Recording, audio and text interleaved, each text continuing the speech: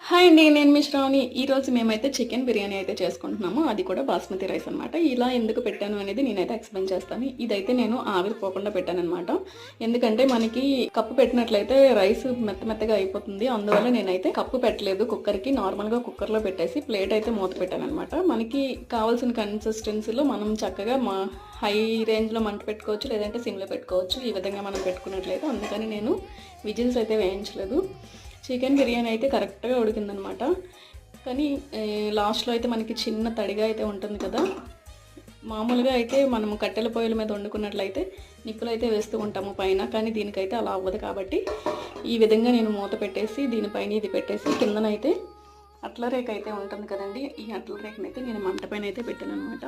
ఈ మంట పైన పెట్టడం వల్ల అట్ల రేఖ హీట్కి మనకి బిర్యానీ అయితే మాడకుండా నీట్గా వస్తుంది. ఈ వీడియో మీకు నచ్చినట్లయితే please like, share and subscribe my channel. Thanks for watching. Bye.